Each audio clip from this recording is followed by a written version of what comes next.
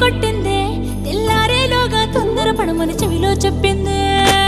ఈ మాత్రం హింటే ఇస్తే సంటే కొట్టే